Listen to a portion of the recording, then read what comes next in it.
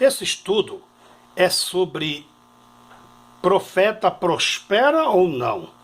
Então vamos começar. O profeta não prospera, mas faz com que outros, sim,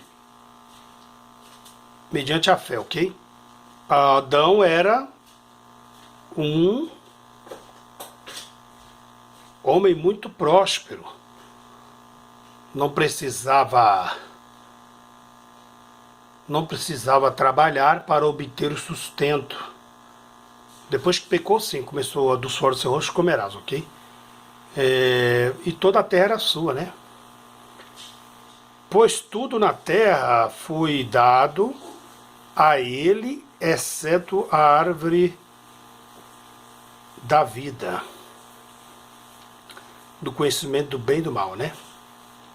Porque ele tinha a vida eterna. Agora veja, a terra lhe produzia tudo de graça, mas por sua desobediência,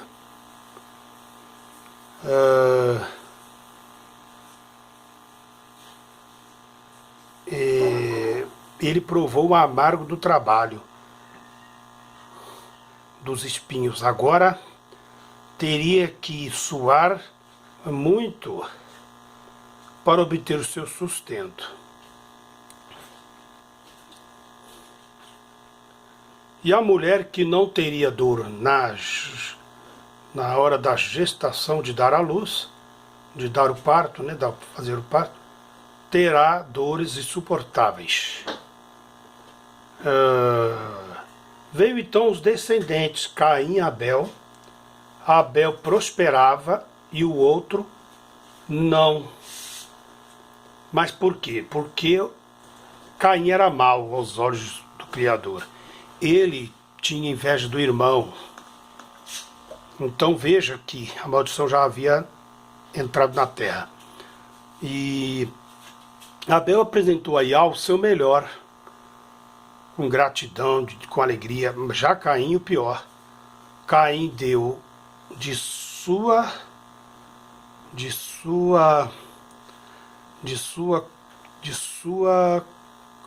colheita algo que não lhe custava nada. Já Abel matou um cordeiro, né, de sua primícia, do seu melhor, que representava Yahweh, que viria a morrer pela humanidade. Caim deu o pior e não com interesse de coração, quanto muitos aí fazem, né? Pregam o evangelho e cobram, porque tem interesse, né? São cobiçosos, gananciosos. É os filhos de Caim, né? Matam as pessoas com a língua, com difamações, fazendo de barganha das coisas do Criador. Agora veja o fim de ambos. Abel, apesar de ter sido morto por causa da inveja do irmão, ele está no descanso de aguardando a ressurreição. E o outro não. E o sangue de Abel clama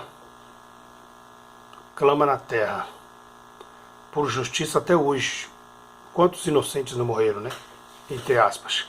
Essa justiça será feita no dia do juízo, no julgamento. E já tem sido feita dia a dia. Abel era um homem justo diante de Yahweh,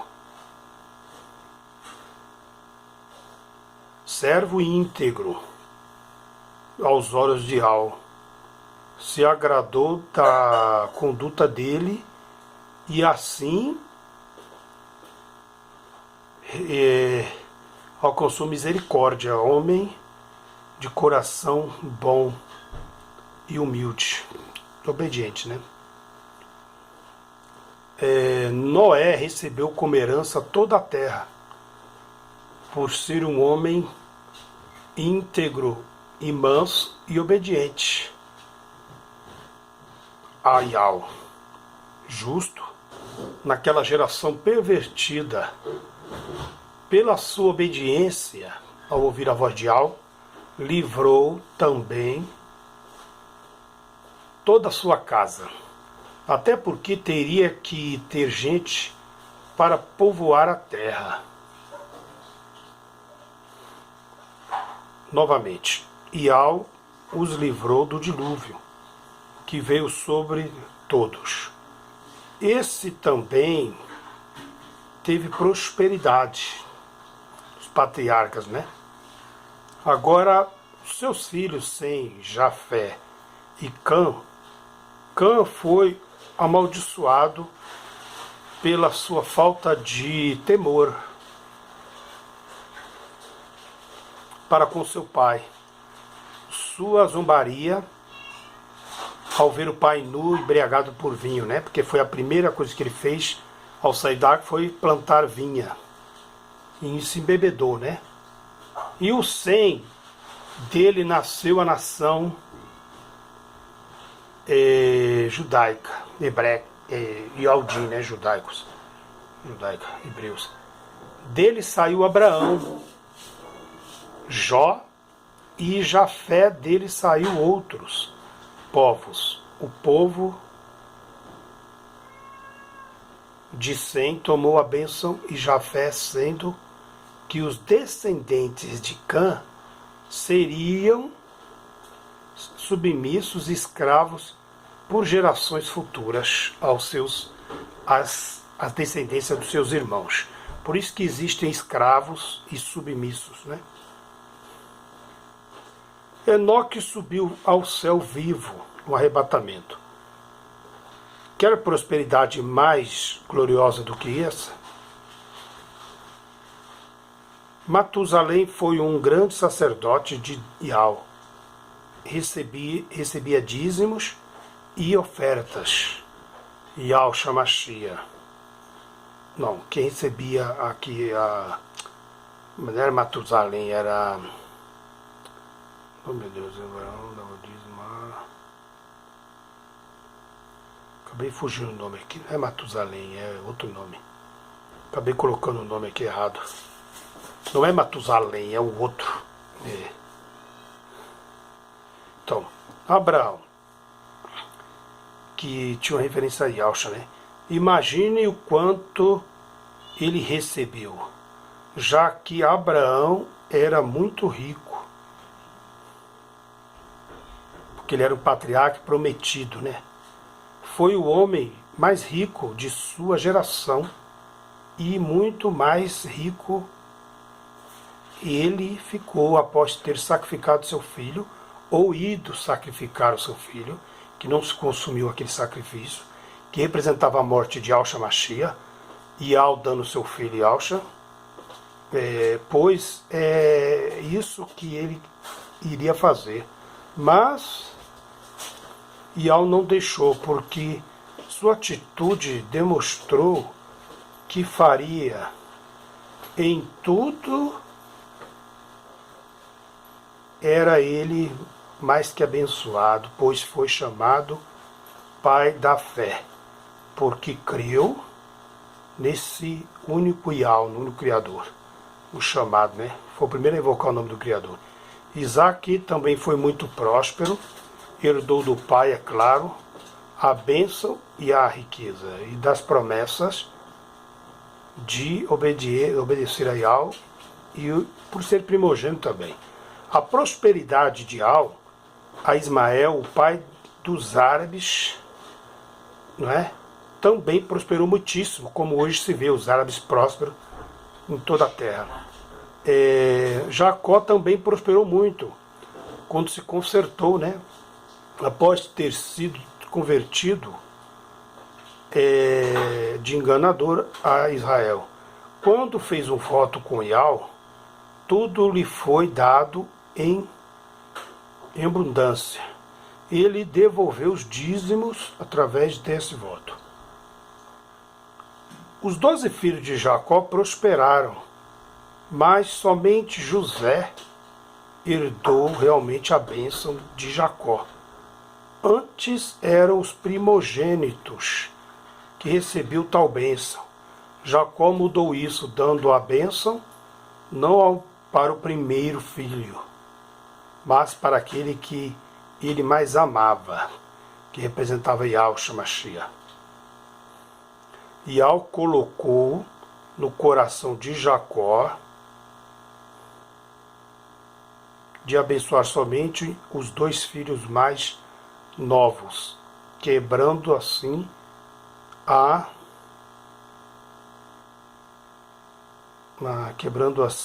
tradição da época, porque Yahweh conhecia a intenção de José e de Benjamim de servir a Yahweh com integridade, de fé, de amor. José foi um exemplo claro de prosperidade de Yahweh. Saiu do nada e foi exaltado acima de todos. Qualquer provisão. De escravo para primeiro-ministro de Faraó, ele alcançou o maior patamar ou cargo que alguém poderia alcançar no Egito. Esses homens eram os patriarcas da fé que originaram a nação israelita. Moisés surge e com ele vem a lei de Yahweh. Começa então o período dos profetas. Profetas não prosperaram, mas os que são abençoados por eles sim. Moisés recebeu a lei e não prosperou. Ele se irou ao ferir a rocha, que representava Yahushua, e com isso Yahweh não o deixou entrar na terra prometida, onde manava leite e mel, né? E ele saiu de uma terra próspera como era o Egito, o país mais rico, mais poderoso da época. Foi para um lugar de sofrimento e solidão, deserto, Midian, e ficou disperso ali por muitos anos, 40 anos. Mas quando precisou andar ali realmente, foi Yahweh que o guiou. Moisés seria um dos maiores profetas das Escrituras.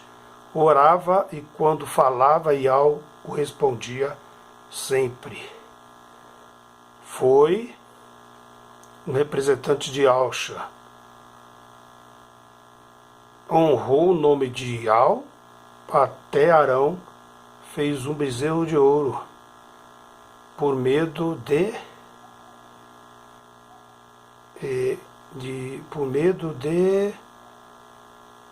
ser morto. E o povo prosperava em meio ao deserto, mas Moisés e Arão não. Aquele povo sempre murmurava a respeito de tudo. Moisés e Arão também não entraram na terra prometida, mas somente as gerações vindouras seguintes. Dessa geração, somente Caleb e Josué, 2 homens com espírito excelentes. Quando o povo israelita não pecavam, venciam as batalhas, as guerras. Porém, quando desobedeciam, perdiam. Já era. A vitória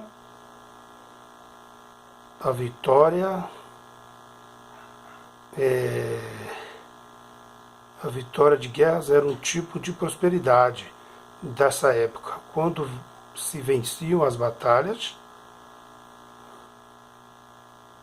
automaticamente adquiriam os bens, os escravos e os animais e objetos de ouro. Mas o profeta só abençoava. O povo então começou a pedir um rei. Aí veio o juiz, né, na morte de Josué. as tribos começaram a brigar entre eles, irmão contra irmãos, que gera contenda, então veio juízes.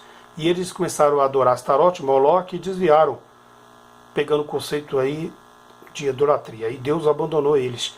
Então eles começaram a pedir um rei, né? E aí onde surge essa parte dos reis, ó. Pediram um rei, isso contra a vontade de Al. E escolheu Deusa, então Saul, que foi um desastre como governante de Israel, cobrando tributos e fardo sobre os seus subordinados. Os reis prosperavam quando obedeciam,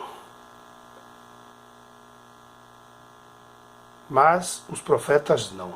Só serviu para abençoar e alertar a nação e tomar chibatadas. Elias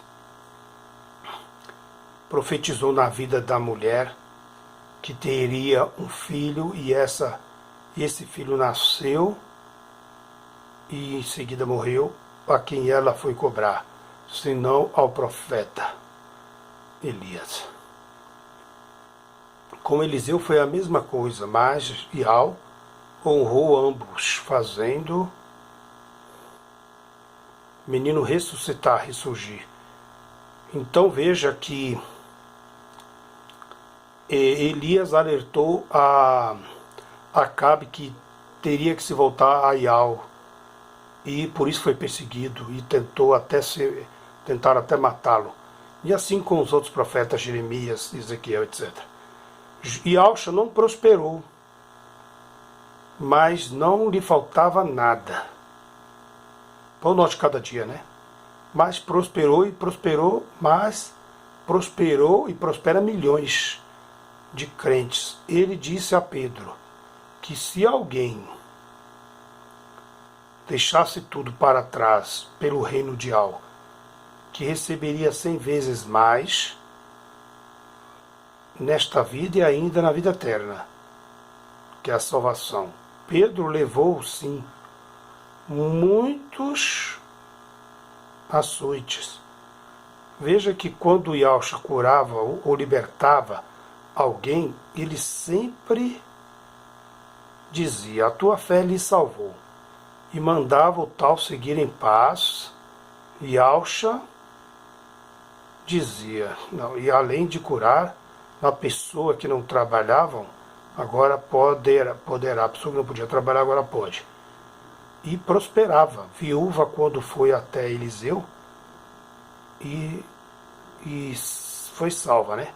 Fez o milagre da pesca, e Alcha fez o milagre da pesca, maravilhosa, suprindo a fome de todos ali. Quando Pedro estava endividado, Yahshua fez o milagre da pesca e tirou-lhe do sufoco. E abençoou logo em seguida, o chamou para sofrer pelo nome dele. Agora você vê que aqui o que acontece. Então, quando essa promessa aqui de 100 vezes mais na terra, está escrito no livro de Hebreus, que muitos aguardavam a promessa e não receberam essa promessa. Outros foram presos, outros foram degolados, enfim, cada um recebeu de algo que devia ter recebido. Então vamos lá, passando mais adiante.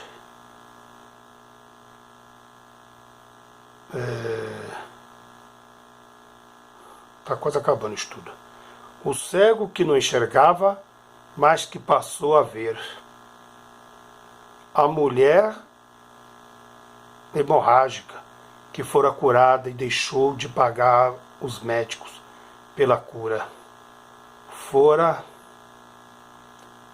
curada. A prostituta, a adúltera, o endemoniado, todos que puseram sua fé em Yahshua, seus problemas foram solucionados.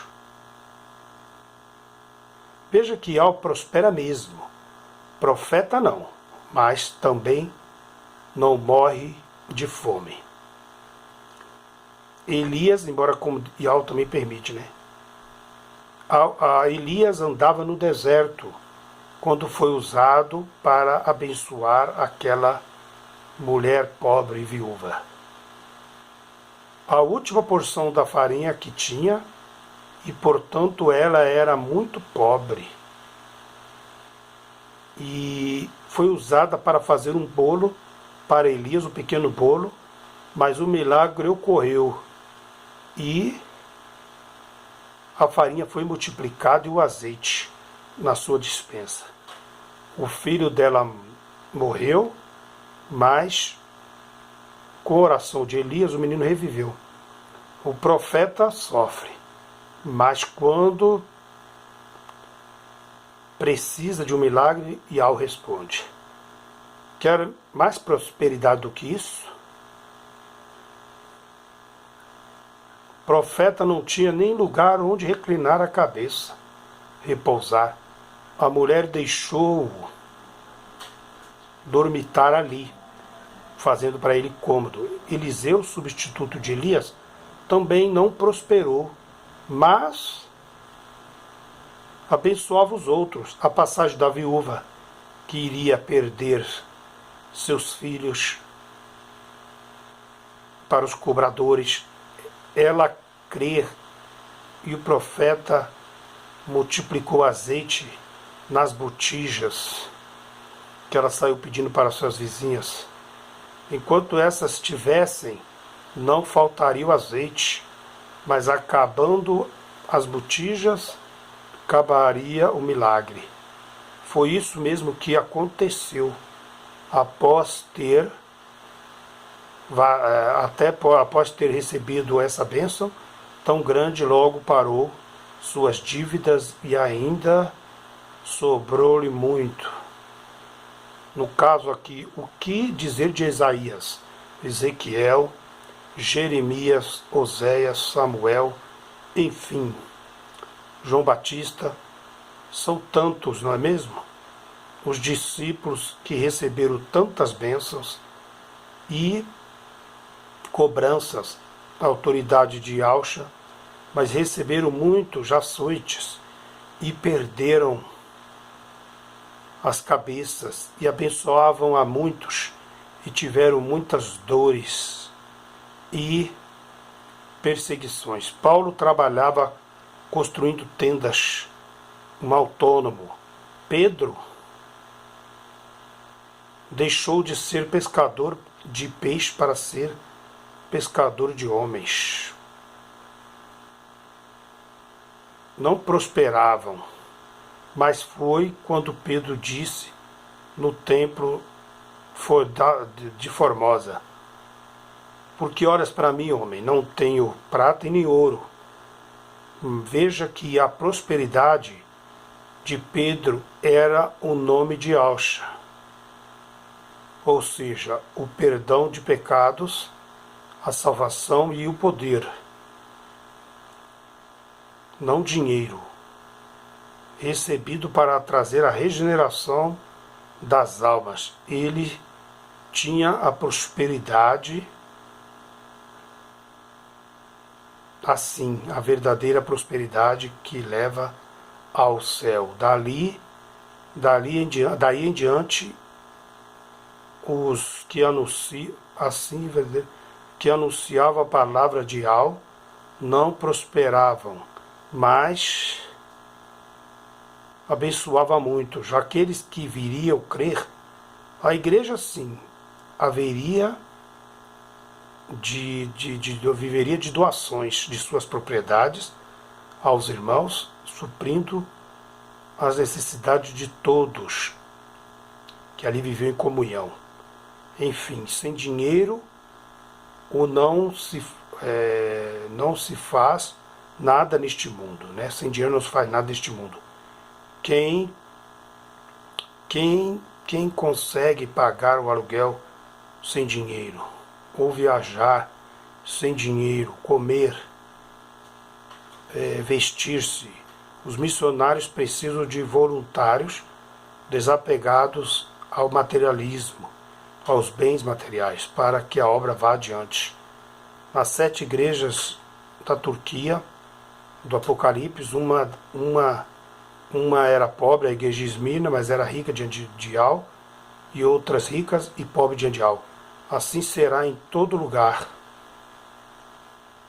Depende da entrega de cada um de seus esforços. A Esmirna era pobre, mas no fundo era rica diante de Al. A outra era rica, mas no fundo era pobre para com Ial. Havia nelas os que eram salvos e os que não eram, os falsos profetas, estavam ali no meio. Há quem diz que as 7 igrejas representam 7 milênios da igreja na Terra e que a igreja de Laodiceia é a última geração da apostasia, da prosperidade e da barganha com Ial. A igreja morna é essa. Bom, os dois termos eu penso que estão corretos. A palavra de Ial é viva e eficaz. Ial da Bíblia é o dono da prata e do ouro. Ele faz o que quer. Ele faz o que lhe apraz. No livro de Deuteronômio 28 diz: sobre as bênçãos decorridas da obediência, lembra-te do profeta, não prospera, mas faz com que os outros sim. Quem crê, né? Passa dificuldades, mas não morre de fome. Davi disse: nunca vi um justo desamparado ser, e nem sua descendência mendigar o pão. Mas mendiga sim. Elias mesmo, sozinho na caverna, o corvo lhe trazia alimento. E prosperidade não se refere somente ao dinheiro, mas à paz interior e fé e vida e saúde. Paulo, quando afligido, era sempre livre das afrontas.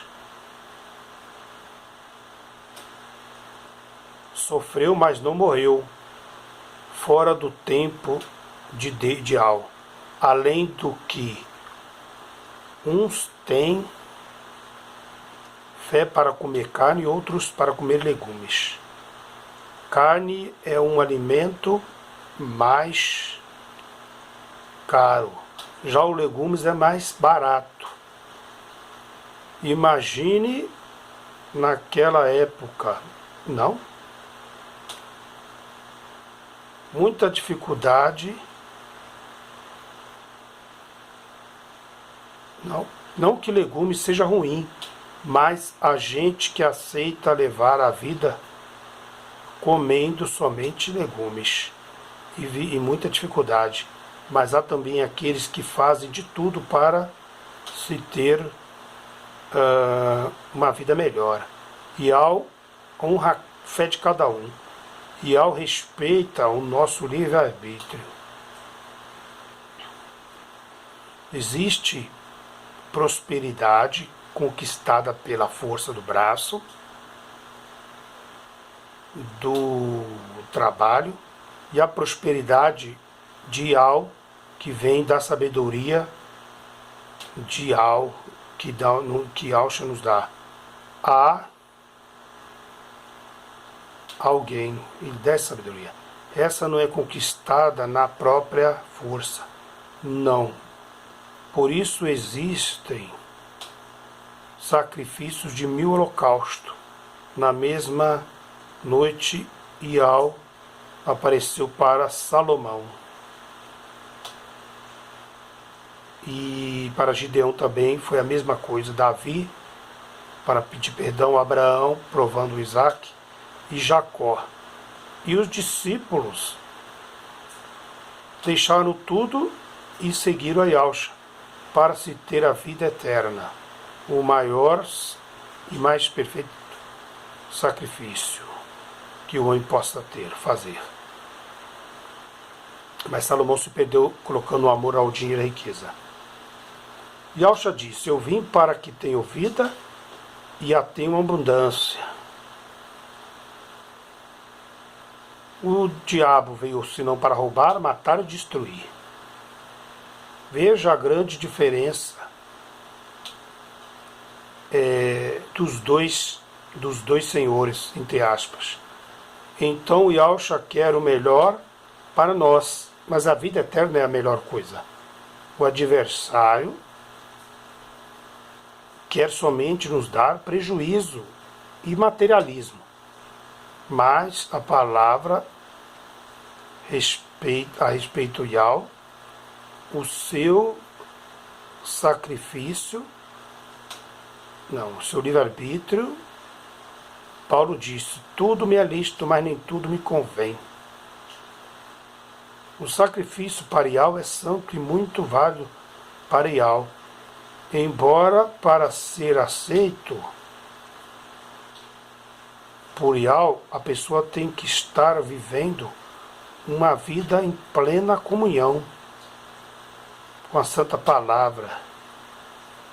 Muitos levam oferendas nas casas de Umbanda, Quimbanda e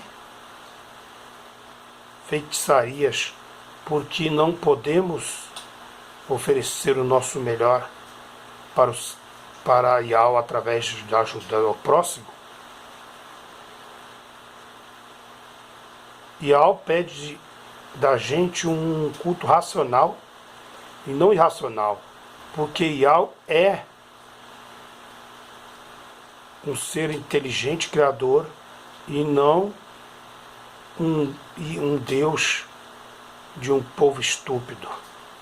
Se dou algo para alguém,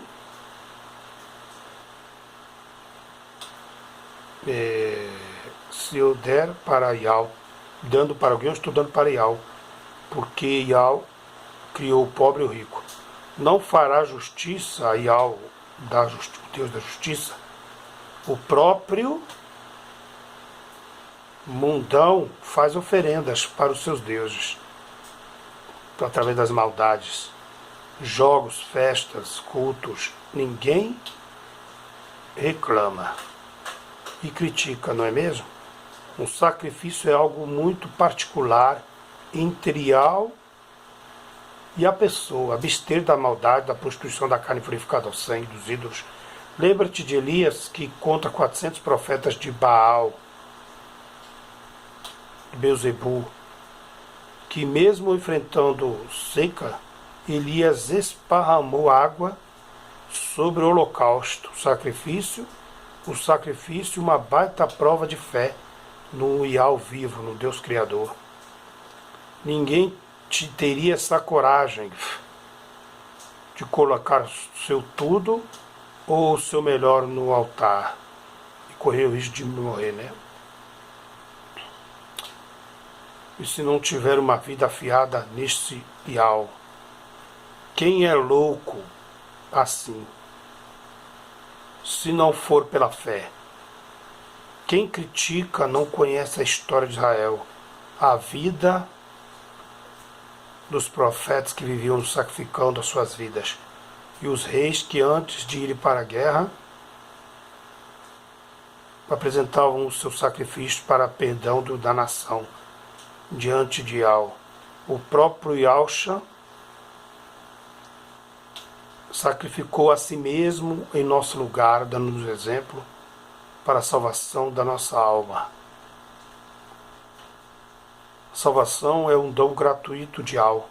Claro que nós temos que sacrificar-nos a nossa vontade, a nossa carne diariamente, pois desde a origem do homem Yahweh já havia sacrificado, iria enviar seu filho em um mundo horrível.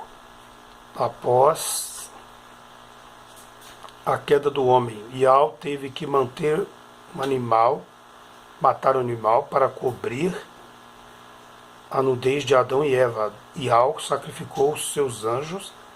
Vocês que foi fácil para Yahweh tê-los lançado no inferno, e ao se sacrifica olhando para a humanidade, vendo o nosso pecado de todos os dias, crentes morrendo, indo para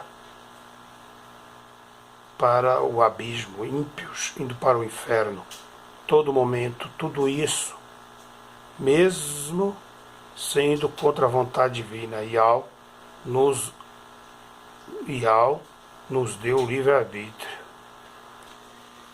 Então, a prosperidade é dom de Deus, a salvação é dom de Deus. Deus, Yahweh amou o mundo de tal maneira que deu seu Filho unigênito para que todo aquele que nele crê não pereça, mas tenha a vida eterna. Este é o verdadeiro sacrifício. Yahweh entregou seu Filho e nós devemos entregar nossas vidas, ok? Prosperidade é a vida eterna, ok?